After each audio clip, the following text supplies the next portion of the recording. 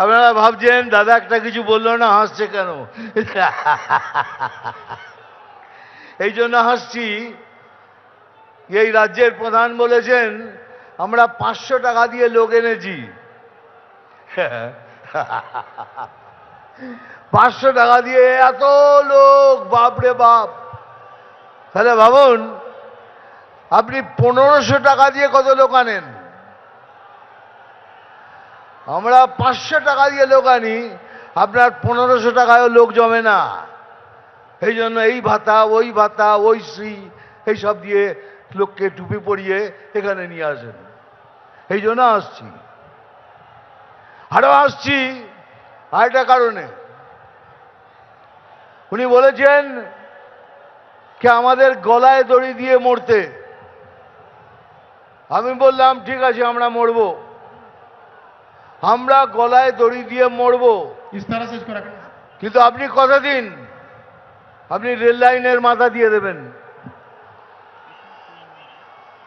আপনারা সবাই রেল লাইনে মাথা দেবেন, আমরা গলায় দড়ি লাগিয়ে ঝুলে পড়ব। এই জন্য আসছিলাম। এই জন্য আসছিলাম। এই ধর্ণা দিয়েছেন কিসের জন্য পড়ে জানলাম। একটা লোকের 389টা ছেলে মেয়ে, একজনের 389টা ছেলে মেয়ে, একজনের 310টা। উনি ধর্ণা দিয়েছেন তুই 400 করিসনি কেন? আমি এসআইআর নিয়ে লড়ছি, 389 থেকে 400 করিসনি কেন? কেন সুপ্রিম কোর্ট বলেছে এটা অসম্ভব, বৈজ্ঞানিকভাবে অসম্ভব। ইনি 389 জনের বাবা। তা আমি সেই বাবার সাথে দেখা করতে চাই, আমি ওনার পায়ে হাত দিতে চাই যে দাদা আপনি কি খান, আপনি একটু দয়া করে বলুন আপনি কি খান। একজনের 310টা ছেলে মেয়ে, আমি তার পায়ে হাত দিয়ে বলতে যাই দাদা আপনি কি খান। ওই তাদের জন্য উনি লড়ছেন, এটা ভাববেন না আপনাদের জন্য লড়ছে। ও 310 কেন 325 হয়নি, ওই জন্য লড়ছেন। সুপ্রিম কোর্ট বলেছে এটা অসম্ভব, বৈজ্ঞানিকভাবে এটা সম্ভব নয়। তাহলে 389টা যার ছেলে মেয়ে, একটা মৌজাতে তো 600 সিট থাকে, 600 ভোটার, ওই একজনই আমাদের হারিয়ে দেবে। ওই একজন 389টা ভোট দিয়ে আমরা হেরে যাব। আর এত হাসি পায় যখন উনি বলেন 1 মিনিটের মধ্যে তোদের কেটে শেষ করে দেবো। বলে আমি আসি বলিয়ে বাঙালি হিন্দুরা বেঁচে আছে, এই তো 1 মিনিটের মধ্যে সবাইকে জড়ো করে তোদের ফেলে দেবো। সেই জন্য খুব হাসি পাচ্ছে আমার। আপনি 1 সেকেন্ড এত সময় নিচ্ছেন, একটু বলুন না পুলিশকে নিরপেক্ষ হয়ে যেতে। 30 সেকেন্ডের মধ্যে খেলা শেষ করে দেবো।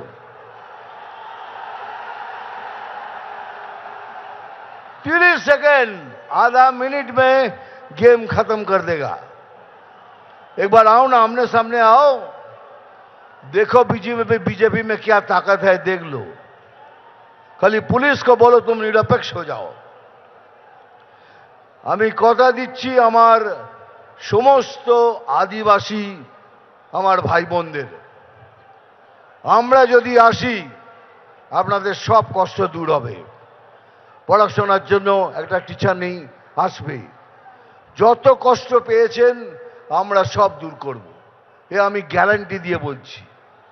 যে আলু চাষি কষ্ট পাচ্ছেন, কথা দিচ্ছি এখানে যেদিন আমরা সরকারে আসব প্রথম কাজ আপনাদের জন্য করব, আলু চাষিদের জন্য করব। আর ভাই সত্যি আমি বাতেলা দিই না, আমি যা বলি স্ট্রেট কাট বলি। আর একটা কথা আমার মনে পড়ছে এইমাত্র,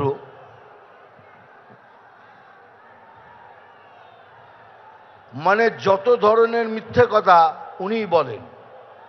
আমি বলি কি, উনি 10 জন পলিটিশিয়ানের মধ্যে ভারতবর্ষের উনি একজন। সবাই আমার উপর রেগে যেত, কি করছো দাদা, উনি একটা ফেইল্ড পলিটিশিয়ান, উনি একটা বাজে পলিটিশিয়ান, আপনি ওকে 10 জনের মধ্যে একজন বলছেন। তার কারণ আছে রে, কেন বলছি। উনি জানেন একটা সমাজের মেরুদণ্ড ভাঙতে কি লাগে। প্রথম হলো শিক্ষা, দ্বিতীয় হলো কার্য। উনি শিক্ষা ব্যবস্থা এবং কার্য অবস্থা দুটোই শেষ করে দিয়েছেন। একটা সমাজকে ভাঙার জন্য এটাই দরকার। সেই জন্যই আমি বলেছিলাম 10 জনের মধ্যে একজনে উনি। দুনিয়াতে অনেক ধরনের চিফ মিনিস্টার দেখেছি, এই রকম চিফ মিনিস্টার দেখিনি যিনি কথায় কথায় মিথ্যে কথা বলেন। এত মিথ্যে বলেছেন যার মিথ্যে বলার সময় নেই।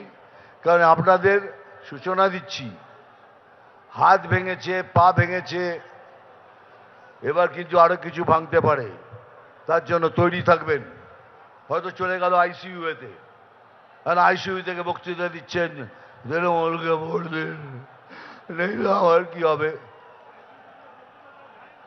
আইসিইউ থেকে বক্তৃতা দেওয়া যায়, উনি এমনভাবে ব্যবস্থা করবেন তাতে আইসিইউ থেকে বক্তৃতা দেওয়া যায়। যাই হোক, বেশি কথা বলবো না। আমি জানি স্যার এসে গেছেন, স্যারকে সশ্রদ্ধ প্রণাম। আমার এখানে যারা বসে আছেন তাদেরও প্রণাম। ডায়লগ তো বলতেই হবে, বলে নি, আবার বলবো। আমি জল ঢোড়াও নই, বেলে বোড়াও নই, আমি জাত গোখরো। পরেরটা নিজেরা বসিয়ে নেবেন। আরে এটা একটা সিনেমার ডায়লগ, এটা মনোরঞ্জন করার জন্য বলি। মারবো এখানে, তোরাই যখন বলিস তাহলে আমার দরকার কি বলার। নাম তুফান, বছরে 1-2 আসি, যখন আসি তখন প্রলয় ঘটে, আর যখন যাই নিজেকে যারা ভগবান মনে করে তারা তাদের অস্তিত্ব খুঁজে বেড়ায়। Thank you very much. ABP Ananda, এগিয়ে থাকে, এগিয়ে রাখে।